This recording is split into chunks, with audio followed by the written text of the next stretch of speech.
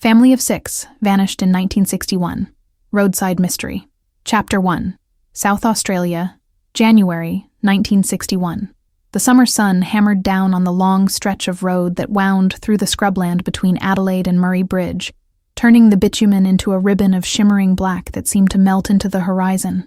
The landscape was harsh and unforgiving, all red earth and sparse vegetation, punctuated by the occasional gum tree casting meager shadows. This was country that tested people, that demanded respect, that could turn deadly if you weren't careful. Robert Mitchell gripped the steering wheel of his powder blue Ford Falcon, his forearms tanned dark from years of working as a mechanic in Adelaide. At 37, he was a solid man with calloused hands and a steady disposition, the kind of person neighbors called when something needed fixing. His wife Catherine sat beside him in the passenger seat, her auburn hair pulled back in a practical ponytail, her nurse's training evident in the way she had packed the car with meticulous efficiency. In the back seat, their 4 children created the comfortable chaos that defined family road trips.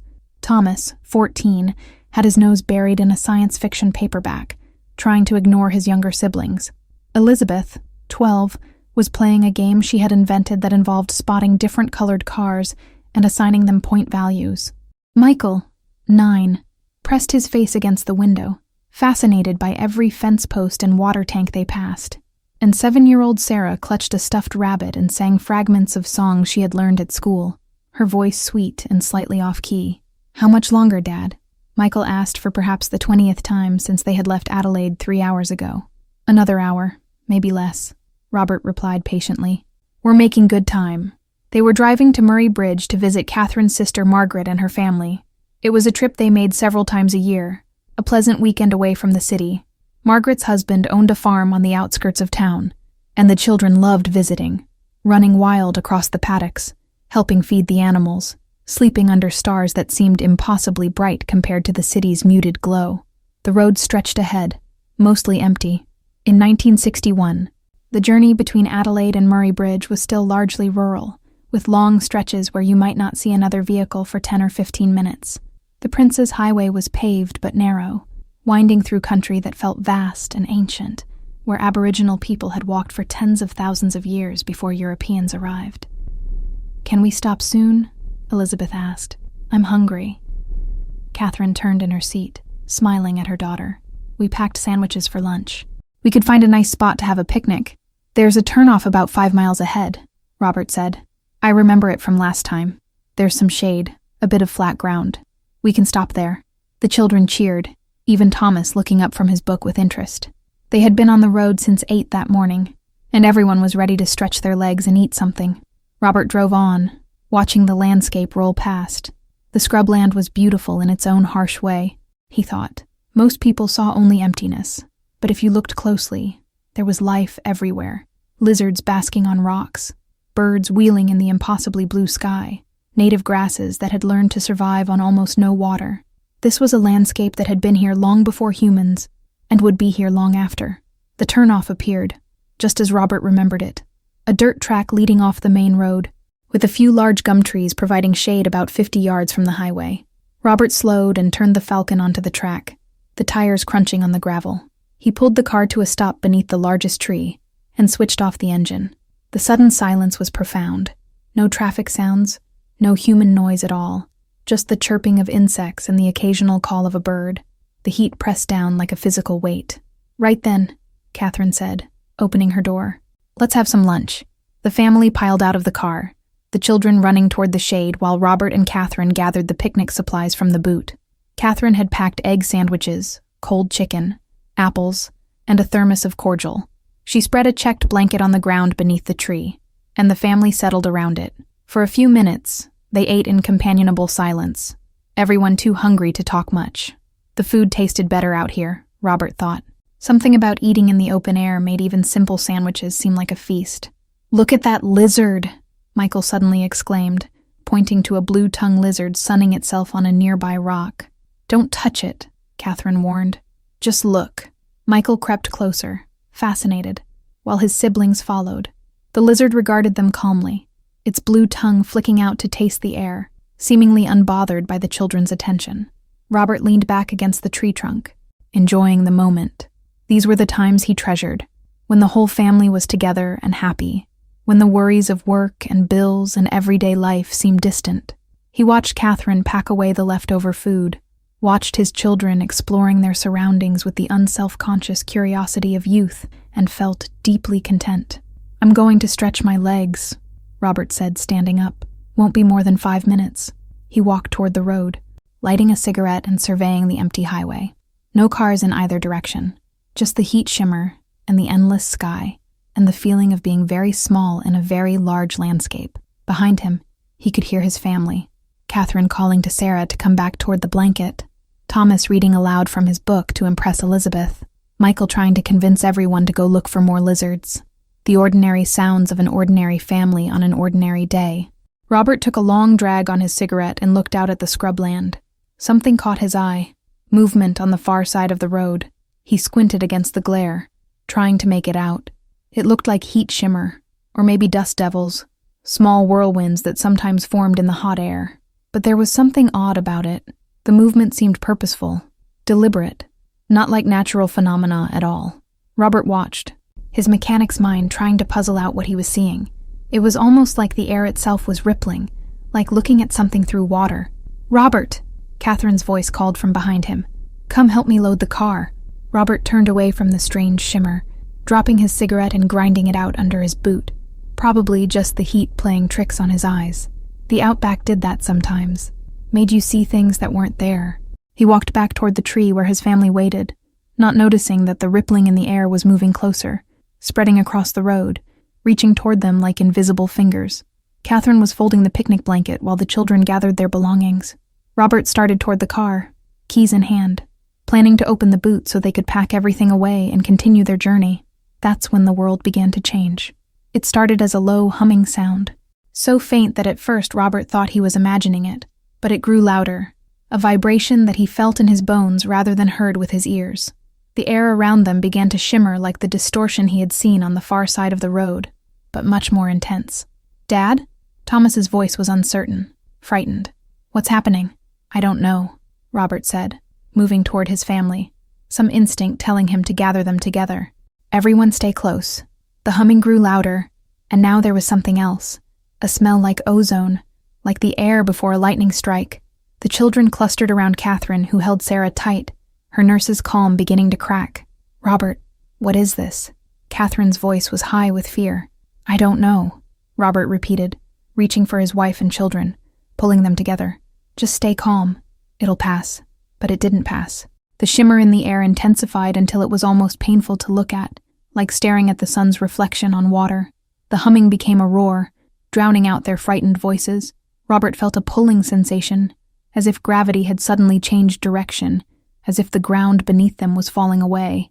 He tried to hold on to his family, tried to keep them anchored to solid earth, but the pulling was too strong. The world dissolved into brightness and noise, and a sensation of movement so intense, it made him dizzy. He heard Catherine screaming, heard his children crying, tried to call out to them but couldn't form words, and then, just as suddenly as it had started, everything stopped. Robert Mitchell opened his eyes and realized he wasn't standing anymore. He was lying on his back, staring up at a sky that seemed too bright, too vast. He sat up quickly, looking around for his family. They were gone. He was alone in a landscape he didn't recognize, though it looked similar to where they had stopped for lunch. The gum trees were still there, but they seemed different somehow. The leaves a slightly different shade, the bark patterned in a way he didn't remember. The picnic blanket was still spread on the ground, the remains of their lunch scattered across it. The Ford Falcon sat where he had parked it, engine still idling. But his wife and 4 children had vanished as completely as if they had never existed at all. Chapter 2. David Thornton was a traveling salesman for a pharmaceutical company, driving the lonely roads between Adelaide and Murray Bridge with a boot full of samples and a head full of numbers. At 43, he had been making this drive twice a week for 15 years, and he knew every kilometer of the route, every turn and dip and straight stretch. Which is why he immediately noticed the car parked off the road beneath the gum trees. It was just after 2 p.m, and Thornton hadn't seen another vehicle for the past 20 minutes. The powder blue Ford Falcon caught his eye because it was an odd place to stop. Not really a proper rest area, just a rough turnoff onto dirt, and the fact that the car's engine was running. Thornton slowed his own vehicle, a cream-colored Holden, and pulled over to the shoulder. Something felt wrong. Maybe the occupants of the Ford had broken down. Though if so, why was the engine running? Maybe someone was sick and needed help. He was in the middle of nowhere, and the next town wasn't for another 40 kilometers. He got out of his car, leaving it running, and walked toward the Ford. As he got closer, he could see that all 4 doors were standing open, which was even more strange. In this heat, you'd want to keep the car closed to preserve whatever coolness you could generate. "Hello?" Thornton called out. "Anyone here? Do you need help?" No response. Just the ticking of the Ford's engine and the endless chirping of insects. Thornton approached the car carefully, some instinct making him cautious. He peered inside the vehicle, keys still in the ignition, a woman's handbag on the front passenger seat, a paperback book on the back seat, spine cracked open as if someone had been reading it. Everything looked normal, except that there were no people. He walked around to the far side of the car, toward the shade of the gum trees, and that's when he saw the picnic blanket. It was spread on the ground with food scattered across it, half-eaten sandwiches, apples with bite marks, a thermos lying on its side, cordial soaking into the blanket. It looked like someone had been interrupted in the middle of a meal and simply walked away. "Hello?" Thornton called again, louder this time. "Is anyone here? Are you all right?" The scrubland swallowed his voice, giving nothing back. Thornton turned in a slow circle, scanning the surrounding area. There was nowhere to go. No buildings or structures, just endless red earth and sparse vegetation. If the car's occupants had walked off for some reason, he should be able to see them. The landscape was flat enough that you could spot a person from a considerable distance, but there was no one. Nothing moved, except the heat shimmer and a crow circling overhead. Thornton felt a cold finger of fear trace down his spine despite the oppressive heat. This wasn't right. People didn't just vanish. There had to be an explanation. Maybe they had gone looking for help after a breakdown. Though again, why was the engine still running? Maybe someone had been taken ill and they had flagged down another passing car. Though why leave all their belongings? He walked back to the Ford and switched off the engine. The sudden silence was unnerving. He reached into the glove box and found the car's registration papers. The vehicle was registered to Robert Mitchell of Adelaide, with an address in the suburb of Prospect. Thornton straightened up and looked around again. His salesman's mind, trained to notice details and assess situations, was telling him that something was very wrong here. The scene looked like the occupants had been interrupted suddenly, perhaps by something frightening enough to make them leave everything behind. But leave to go where? And how? And why was there no sign of struggle or distress beyond the abandoned meal? He walked out to the road and looked in both directions, empty in both ways. He checked his watch. It was 2:10. He should continue to Murray Bridge, which was his next stop, but he couldn't just leave this mystery unsolved. If these people were in trouble, if they needed help, he had a responsibility to do something. Thornton walked back to his Holden and retrieved the first aid kit he kept in the boot. Inside was a notebook and pencil he used for taking orders. He returned to the Ford and began to write down everything he could see: the registration number, the make and model, the contents of the car, the state of the picnic scene. He even sketched a rough map, showing where the car was positioned relative to the road. Then he searched more thoroughly. He walked in expanding circles around the car, looking for footprints, for any sign of which direction the occupants might have gone. But the ground was hard-packed dirt and gravel that showed tracks poorly. He found a few scuff marks near the blanket that might have been shoe prints, but they didn't lead anywhere, just seemed to stop a few feet from the picnic site. It was impossible. 6 people, because he had found evidence of at least that many in the car and at the picnic couldn't just disappear into thin air. But that's exactly what seemed to have happened. Thornton stood in the shade of the gum tree, the same tree where the Mitchell family had eaten their last meal, and tried to think rationally. What would make an entire family abandon a running car and a half-eaten lunch? A snake? But you wouldn't leave the car running and all the doors open for a snake. You'd just get back in the car. A bushfire? But there was no smell of smoke, no sign of fire anywhere. A dangerous animal?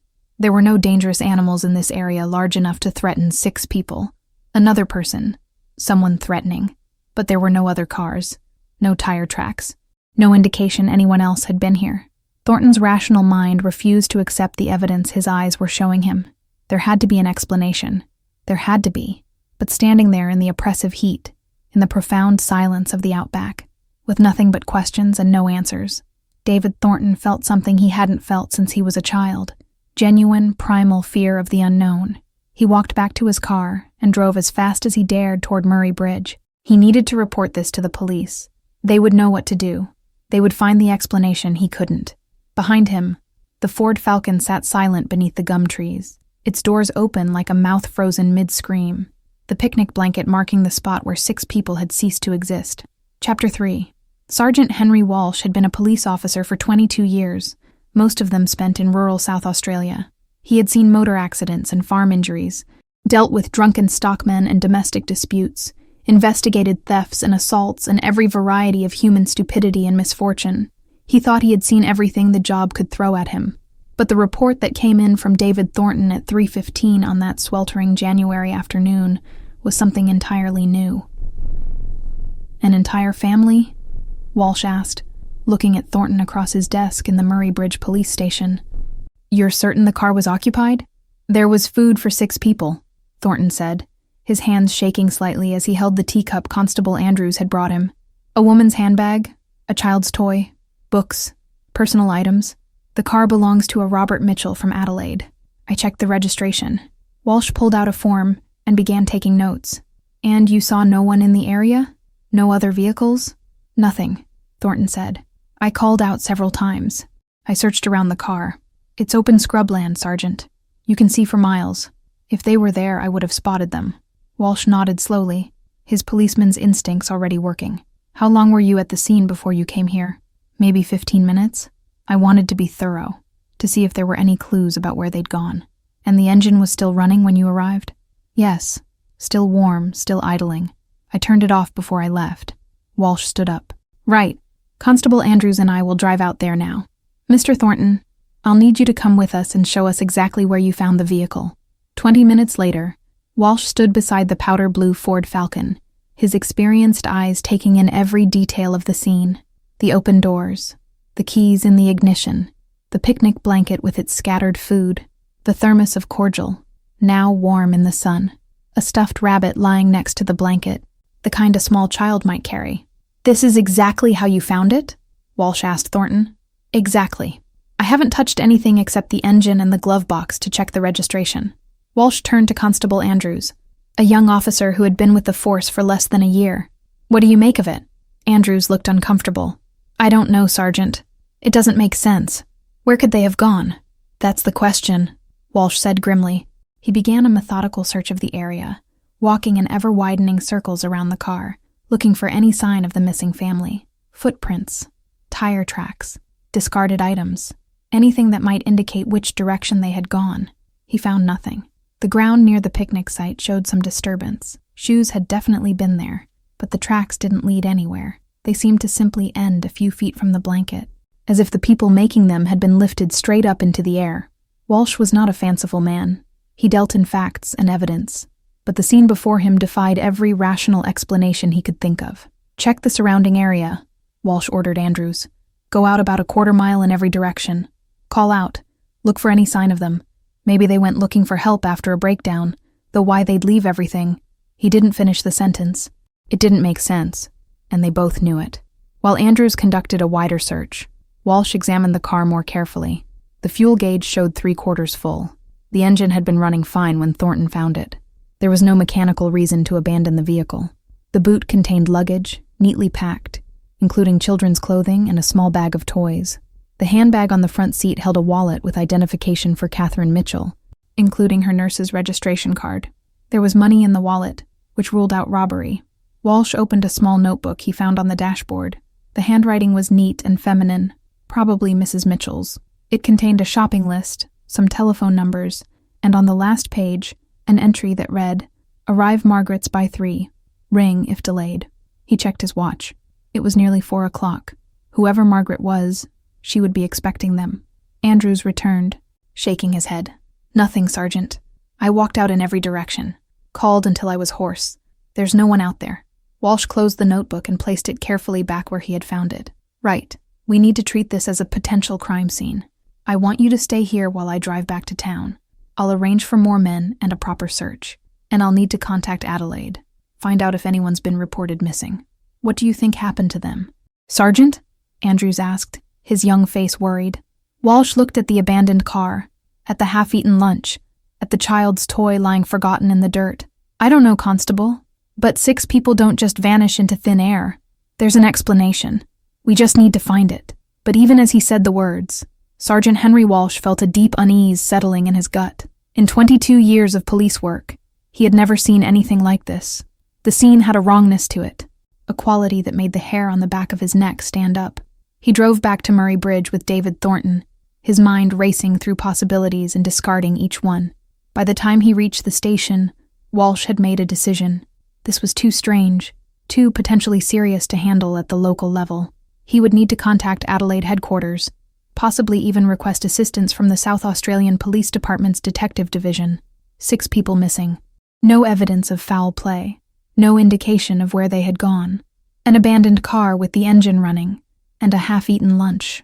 It was the beginning of what would become one of the most baffling mysteries in Australian history. And Sergeant Henry Walsh, standing in the Murray Bridge police station as the sun began its descent toward the horizon, had no idea that despite months of searching, despite hundreds of man-hours and extensive investigations, those 6 people would never be found. The Mitchell family had simply ceased to exist, leaving behind nothing but questions and a growing sense of dread that something impossible had occurred in the ordinary Australian scrubland on that burning January afternoon. Chapter 4.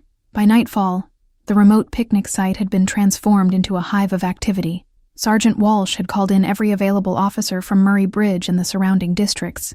Portable lights had been set up, powered by generators that rumbled in the still night air. Dozens of volunteers from Murray Bridge had arrived, farmers and shopkeepers and housewives, all wanting to help find the missing family. Catherine Mitchell's sister, Margaret, had been contacted. She had driven to the scene in a state of near hysteria, unable to comprehend what she was being told. Her sister, her brother-in-law, her 4 nieces and nephews, simply gone. How was that possible? They were supposed to arrive at 3, Margaret kept saying, her voice breaking. When they didn't show up by 4, I thought maybe they'd had car trouble. But this, what is this? Walsh had no answer for her.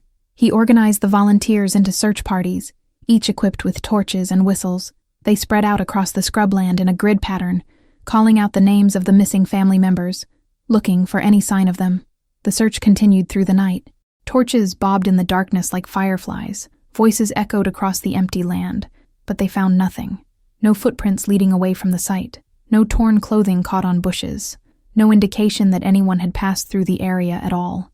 As dawn broke on January 15th, Walsh stood by the Ford Falcon, now covered with a tarp to preserve any evidence, and faced the grim reality. 24 hours of searching had produced nothing. It was as if Robert Mitchell, Catherine Mitchell, and their 4 children had simply evaporated. Detective Inspector James Harrison arrived from Adelaide later that morning. He was a thin, intense man in his 50s, with a reputation for solving difficult cases. Harrison spent 2 hours examining the scene, asking Walsh detailed questions, reviewing the physical evidence. "Tell me about the weather yesterday," Harrison said. "Any unusual conditions?" "Hot," Walsh replied. "Typical summer day. Clear skies. No wind to speak of. Temperature around 38 degrees. No storms? No unusual atmospheric conditions?" "Nothing unusual at all." Harrison walked slowly around the site, his sharp eyes missing nothing. The food was half-eaten. The doors were all open. The engine was running. That suggests they left suddenly, unexpectedly. But there's no sign of what might have caused them to leave. No snake tracks, no sign of fire, no evidence of another vehicle, Walsh confirmed. "What about the family itself? Do we know anything about them?" Walsh consulted his notes. Robert Mitchell, 37, mechanic at a garage in Prospect. Wife Catherine, 34, registered nurse. 4 children, ages 14, 12, 9, and 7. By all accounts, a perfectly ordinary family. I've spoken to Robert's employer and several neighbors. No financial troubles, no marital problems, no reason anyone can think of for them to disappear voluntarily. And they were definitely planning to visit the sister in Murray Bridge. Yes, Margaret Thompson was expecting them. She has letters from Catherine planning the visit. Harrison was quiet for a long moment, staring at the picnic blanket that still lay where it had been found, now carefully marked and photographed. In 30 years of police work, I've never seen anything like this. 6 people don't just vanish. But I'm looking at the evidence, and I can't construct a logical scenario for what happened here. Over the next 3 days, the search expanded dramatically. The The Royal Australian Air Force provided aircraft to conduct aerial surveys of the region. Hundreds of volunteers combed through thousands of acres of scrubland. Aboriginal trackers were brought in, men with legendary ability to read the land and follow trails invisible to European eyes. They found nothing. On the fourth day, the search focused on the nearby Murray River, operating on the theory that perhaps the family had been abducted and their bodies disposed of in the water. Divers searched the river for miles in both directions from the closest access point. They found nothing. By the end of the first week, the story had captured national attention. Newspapers across Australia ran headlines, "Family of 6 vanishes without trace," and "Outback mystery baffles police." Reporters descended on Murray Bridge, interviewing anyone with even the slightest connection to the case. Theories proliferated. Some suggested the family had been abducted by criminals, though for what purpose no one could explain, and there had been no ransom demand. Others proposed that they had encountered something in the bush that had frightened them so badly they had fled, becoming lost and dying of exposure, though this didn't explain why searchers couldn't find bodies. A few whispered about more sinister possibilities: murder-suicide, though there was no evidence of violence, or voluntary disappearance, though they had left behind everything they owned.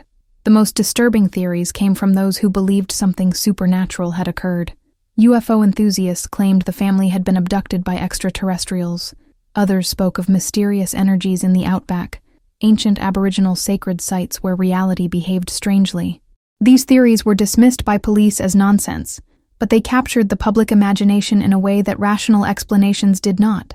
Margaret Thompson kept vigil at the search site for 2 weeks, refusing to believe her sister and her family were gone forever. She would sit beneath the gum tree where they had eaten their last meal, sometimes talking to them as if they could hear her, pleading for them to come back. "Catherine," she would call into the empty scrubland. "It's Margaret. Please, if you can hear me, come back. The children must be so frightened." But the land gave nothing back except silence and the endless chirping of insects. Chapter 5. 6 weeks after the disappearance, Detective Inspector Harrison called a press conference in Adelaide. The media room was packed with reporters, photographers, and newsreel cameras. The story had taken on a life of its own, with speculation and rumors growing wilder by the day. Harrison stood at the podium, looking exhausted. The investigation had consumed him, and the lack of answers was taking its toll. "Ladies and gentlemen," he began, "I'm here to provide an update on the investigation into the disappearance of the Mitchell family." The room fell silent. Despite an extensive search involving hundreds of volunteers, the Royal Australian Air Force, police from multiple districts, and expert trackers, we have found no trace of Robert Mitchell, Catherine Mitchell, or their 4 children. No bodies have been recovered. No evidence of foul play has been discovered. No credible witnesses have come forward with information about their whereabouts. A reporter called out, "What's your theory about what happened, Inspector?" Harrison's jaw tightened. "We are pursuing several lines of inquiry. However, I must be honest with you. This is the most baffling case I have encountered in my career. The physical evidence at the scene suggests the family left suddenly and unexpectedly, but there is no indication of where they went or what might have caused them to abandon their vehicle and belongings." "Do you believe they're still alive?" another reporter asked. Harrison paused before answering. "After 6 weeks without any contact, without any sighting, without any evidence of their survival, I think we must prepare for the worst possible outcome. However, the investigation remains active, and we continue to follow every lead." "What about the rumors of UFO involvement?" someone called from the back of the room. Harrison's expression hardened. "We deal in evidence and facts, not in fantasy. There is no credible evidence to support any supernatural explanation for this disappearance. What we have is a family that vanished under circumstances we don't yet fully understand. But I assure you, there is a rational explanation, and we will find it." But privately, Harrison wasn't so sure. He had reviewed every aspect of the case dozens of times. He had interviewed David Thornton multiple times, looking for any detail that might have been missed. He had examined the Ford Falcon with forensic specialists, searching for clues in the dust and debris. He had studied maps of the region, looking for places the family might have gone that searchers had missed. Everything led nowhere. The case was like trying to solve a puzzle where the pieces simply didn't exist. 3 months after the disappearance, the official search was called off. The volunteers went back to their normal lives. The reporters moved on to other stories. The Ford Falcon was released to Robert Mitchell's father, who had it towed to Adelaide and left it parked in his garage, unable to bear looking at it, but unable to dispose of it either. Margaret Thompson returned to her farm, but she was never the same. She had lost her sister, her best friend, and 4 children she had loved, as if they were her own. The not knowing was the worst part, she told friends. If they were dead, at least she could mourn them properly. But this limbo, this uncertainty, was a special kind of torture. She continued to visit the site where they had disappeared, driving out once a month to sit beneath the gum tree and talk to the empty air. Sometimes she would bring flowers. Sometimes she would bring one of Sarah's favorite toys, leaving it on the ground as if the 7-year-old might come back for it. The years passed. 1962 became 1963, then 1964, then 1965. The Mitchell case remained officially open, but was no longer actively investigated. It became one of those unsolved mysteries that people discussed in hushed tones, that was mentioned in books about strange disappearances, that parents used to warn their children about the dangers of the outback. In 1968, a bushwalker claimed to have found human remains in the scrubland about 15 miles from where the Mitchell family had disappeared. Police investigated with hope and dread, thinking perhaps the mystery would finally be solved. But the bones turned out to be from an Aboriginal burial site, probably centuries old, and had no connection to the Mitchell case. In 1973, a woman in Perth claimed to be Elizabeth Mitchell, the 12-year-old daughter who had vanished. She said she had been abducted by a cult and held captive for years before escaping. Police investigated her claims thoroughly, but they fell apart under scrutiny. She was actually a troubled young woman named Jennifer Hughes, who had read about the Mitchell case and convinced herself, or was trying to convince others, that she was the missing girl. Detective Inspector Harrison retired in 1975, the Mitchell case still unsolved. At his retirement dinner, a colleague asked him if he had any theories about what had really happened to the family. Harrison was quiet for a long moment, then said, "I've worked hundreds of cases, murders, disappearances, all kinds of crimes, and I can tell you that there's always evidence. Always. People leave traces. They can't help it. But the Mitchell family, it was like they were simply erased. Not murdered, not abducted in any conventional sense, just removed from existence. I don't know what happened to them, and that's what haunts me." Chapter 6. Sergeant Henry Walsh never forgot the Mitchell case.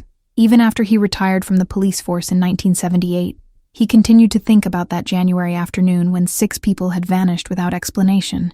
He kept a file in his study at home, containing copies of all the reports, photographs of the scene, witness statements, everything related to the case. Sometimes, late at night, he would pull out the file and review it again, looking for something he might have missed, some connection he hadn't made. But there was never anything new to find, just the same baffling facts that added up to no answer at all. In 1981, 20 years after the disappearance, a journalist named Patricia Ellis contacted Walsh. She was writing a book about unsolved mysteries in Australia and wanted to include a chapter on the Mitchell family. Would he be willing to be interviewed? Walsh agreed, thinking that perhaps telling the story one more time might shake loose some memory, some detail he had forgotten. They met at a cafe in Murray Bridge, and Walsh talked for 3 hours, describing everything he remembered about the case. "What do you think happened?" Ellis asked, her recorder running. Walsh stirred his coffee slowly, considering the question. "I've had 20 years to think about it, and I keep coming back to the same conclusion. I don't know. As a police officer, I was trained to look for logical explanations, crime or accident or natural causes. But this case doesn't fit any of those categories. Do you think they're dead? I think they must be," Walsh said. "No one survives 20 years without leaving some trace, without contacting family, without being spotted. But if they died, where are the bodies? We searched thousands of square miles. We had experts, professionals, people who knew that country better than anyone, and we found nothing. Not a bone, not a scrap of clothing, not a single sign that they had ever existed beyond that picnic site." Ellis leaned forward. "Off the record, do you believe any of the supernatural theories? UFOs? Dimensional portals? Any of that?" Walsh was quiet for a long time. Finally, he said, "I believe what the evidence tells me. And the evidence tells me that 6 people vanished in a way that defies every natural law I understand. Does that mean something supernatural occurred? I don't know. I don't like that answer. It's not satisfying, but it's the only honest answer I can give." Patricia Ellis's book, Vanished, Australia's Greatest Unsolved Mysteries, was published in 1982. The chapter on the Mitchell family became one of the most discussed sections, sparking renewed interest in the case. Several paranormal investigators descended on the site, using equipment they claimed could detect unusual energies or disturbances in the fabric of reality. They found nothing definitive, though some reported strange compass readings and unusual electromagnetic fluctuations in the area. Skeptics pointed out that such anomalies were common in the Australian outback and proved nothing.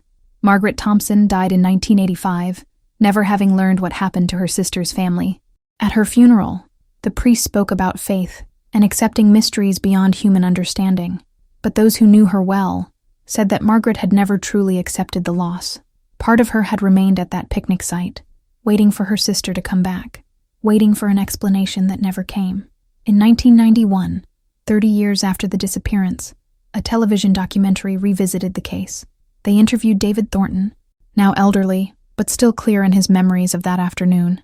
They showed footage of the picnic site, which looked much as it had in 1961, though the gum tree had grown larger and the road had been improved. "I think about them sometimes," Thornton said into the camera. That family, going about their day, having a picnic, no idea that something was about to happen that would make them disappear forever. It makes you realize how fragile everything is, how quickly the normal can become the impossible. The documentary ended with questions rather than answers, because there were no answers to give. Just the persistent mystery of 6 people who had ceased to exist on an ordinary summer day in the South Australian scrubland. Chapter 7. In 2001, 40 years after the Mitchell family disappeared, a group of university students conducting geological surveys in the area made an unusual discovery. About 3 miles from the original picnic site, they found what appeared to be a child's shoe, half buried in the dirt. It was old, weathered, but recognizable as a girl's school shoe from the early 1960s. The police were notified. The shoe was carefully excavated and sent for analysis. Could it belong to Elizabeth or Sarah Mitchell? After 4 decades, could this be the first real clue about what had happened to them? Forensic analysis revealed that the shoe dated from the right time period and was the correct size for a 12-year-old girl. It could have belonged to Elizabeth Mitchell, but it could also have belonged to any of hundreds of other girls in South Australia in 1961. There was no way to definitively link it to the missing family. A new search was organized around the area where the shoe had been found. Using modern technology, ground-penetrating radar, cadaver dogs, metal detectors, investigators combed through the scrubland looking for other evidence. They found nothing, just that single shoe, offering a tantalizing hint, but no real answers. Dr. James Cooper, a forensic anthropologist who had consulted on the renewed investigation, spoke to reporters about the findings. A single shoe, 40 years after the disappearance, doesn't tell us much. If the family had died in that area, we would expect to find skeletal remains, more clothing, personal items. The fact that we found only this one shoe raises more questions than it answers. "What kind of questions?" a reporter asked. Cooper chose his words carefully. "It suggests that if this shoe did belong to Elizabeth Mitchell, she made it at least 3 miles from the picnic site. But why would the family have walked in that direction? There's nothing there, no water source, no shelter, no reason to go that way. And why would we find only one shoe and nothing else? It doesn't fit any logical pattern of people lost in the bush." The investigation continued for 6 months before being closed again due to lack of evidence. The shoe was placed in police storage, one more artifact in an unsolved mystery that seemed designed to resist all attempts at resolution. Chapter 8. Thomas Mitchell, the 14-year-old boy who had been reading a science fiction novel in the back seat of the Ford Falcon, would have been 64 years old in 2011, 50 years after his disappearance. Elizabeth would have been 62, Michael 59, Sarah 57, Robert would have been 87, Catherine 84. Were they somewhere, living lives under different names? Had they somehow started over, leaving their past behind? The idea was appealing to those who couldn't accept that they were dead, but it made no logical sense. Why would an entire family disappear voluntarily, leaving no message for worried relatives, never making contact again? On the 50th anniversary of the disappearance, a small memorial service was held at the site. About 30 people attended, mostly curiosity seekers and true crime enthusiasts, but also a few elderly residents who remembered the original search. A plaque was unveiled, mounted on a stone cairn. "In memory of the Mitchell family, Robert, Catherine, Thomas, Elizabeth, Michael, and Sarah, who vanished near this site on January 14th, 1961, gone but not forgotten. A young woman named Emma Walsh attended the service. She was the granddaughter of Sergeant Henry Walsh, who had died in 1995. She had been researching her grandfather's career and had become fascinated by the Mitchell case. He never stopped thinking about them, Emma told a documentary filmmaker who was covering the anniversary. My grandfather was a practical man, not given to flights of fancy, but this case shook him. He said it was like standing at the edge of something incomprehensible, something that violated everything he thought he knew about how the world worked. The filmmaker, Mark Chen, had spent 2 years researching the Mitchell disappearance for a feature-length documentary. He had interviewed everyone still living who had any connection to the case, reviewed all the police files, consulted with experts in everything from criminal psychology to meteorology to quantum physics. I went into this project thinking I could solve it, Chen admitted. I thought 50 years of perspective, modern investigative techniques, fresh eyes on the evidence. Surely we could finally figure out what happened. But the more I learned, the more baffled I became. Every logical explanation runs into insurmountable problems. They couldn't have been abducted without leaving traces. They couldn't have walked away without being found during the searches. They couldn't have died in place without leaving bodies. It's like trying to solve an equation where the answer doesn't exist. The documentary, Vanished, The Mitchell Family Mystery, premiered on Australian television in 2012. It presented all the facts of the case, interviewed dozens of people, and explored every theory that had been proposed over the years. But it ended, as it had to, with questions rather than conclusions. Chapter 9, Dr. P.T. Sarah Whitmore was a physicist at the University of Adelaide specializing in theoretical anomalies. In 2015, she became interested in the Mitchell case not from a criminal justice perspective, but from a scientific one. What if, she wondered, the disappearance could be explained by some natural phenomenon that simply wasn't understood in 1961? There are aspects of physics we're still discovering, Whitmore explained in a lecture she gave on the subject. We know that space and time can behave in unexpected ways. We know that electromagnetic fields can affect human perception and even consciousness. What if the Mitchell family encountered some kind of natural phenomenon, a localized spatial distortion, an electromagnetic anomaly, something that caused them to, for lack of a better term, transition elsewhere? The scientific community was skeptical. Elsewhere? One colleague asked. You're talking about interdimensional travel, which is theoretical at best and has never been observed. I'm not claiming to know what happened, Whitmore responded. I'm simply suggesting that our understanding of physics in 1961 was more limited than it is now. Something that seemed impossible then might have a rational scientific explanation that we're only beginning to grasp. Whitmore secured funding to conduct a comprehensive survey of the disappearance site using modern sensing equipment. She measured electromagnetic fields, gravitational anomalies, radiation levels, soil composition, everything that might indicate unusual conditions. She found some interesting data. The site did show slightly elevated electromagnetic readings compared to surrounding areas, though not dramatically so. The soil composition contained unusual mineral deposits that could theoretically create localized magnetic effects, but nothing that could explain 6 people vanishing. I was hoping to find something definitive, Whitmore admitted after publishing her findings.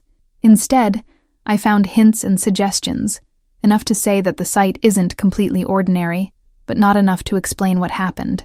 The mystery remains. Chapter 10. In 2021, 60 years after the Mitchell family disappeared, a true crime podcast called The Vanishing dedicated a 10-episode series to the case. The podcast became wildly popular, reaching millions of listeners around the world. People who had never heard of the Mitchell family before became obsessed with the mystery, debating theories online, visiting the site, even conducting their own amateur investigations. One listener, a retired intelligence analyst named Graham Foster, became convinced he could solve the case using modern data analysis techniques.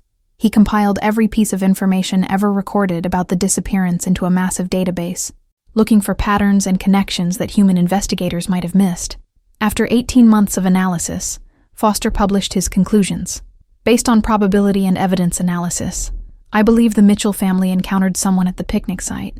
This person or persons convinced them to leave their vehicle, possibly claiming there was an emergency nearby that required Catherine's nursing skills. They were then taken to a secondary location where they were murdered. The perpetrator was someone familiar with the area who was able to dispose of the bodies in a way that prevented discovery.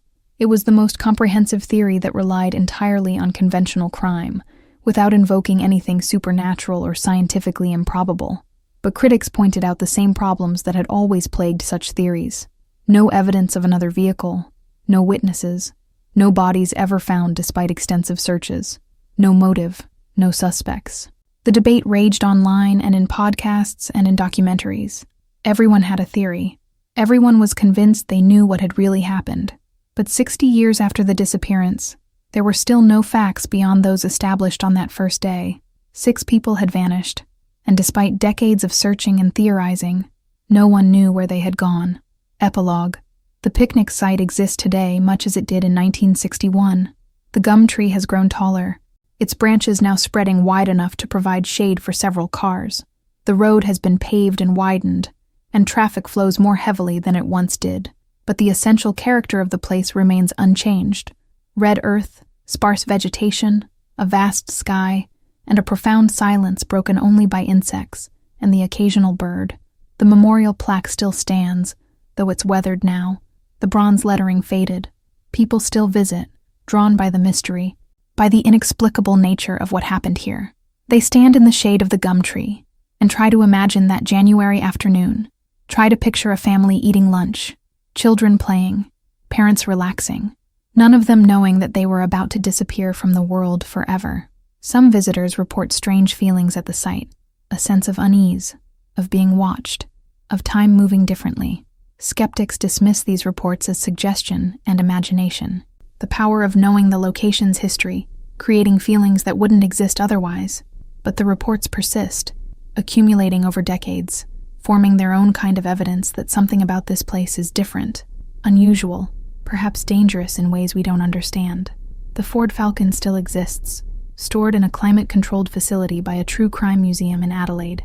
The picnic blanket, the thermos, the stuffed rabbit, all the artifacts from that day have been preserved, material evidence of a mystery that transcends physical explanation. And somewhere, in whatever place the dead go or the vanished linger, perhaps Robert Mitchell still holds his wife's hand, still tries to shield his children, still wonders what happened to them in those final moments when the world shimmered and the air hummed and everything they knew dissolved into impossible light. The Mitchell family vanished 64 years ago, but their story remains alive, passed down through generations, retold in books and documentaries and podcasts. They have become legend, a cautionary tale about the mysteries that still exist in our modern world, about the limits of human understanding, about how quickly and completely a person can cease to exist. 6 people having a picnic on a summer day, and then nothing. Just absence where presence had been. Just questions where answers should exist. Just the terrible, eternal silence of the Australian outback, keeping its secrets, offering no explanations, indifferent to human need for closure and understanding. The story didn't die with them. It lived on, growing stronger with each retelling, becoming part of the fabric of Australian mystery and folklore. And every time someone stands at that site beneath the gum tree, looking out at the endless scrubland, they feel it. The weight of the unknown, the fear of the inexplicable, the understanding that the world contains corners where logic fails and reality bends, and people can simply vanish as if they had never existed at all.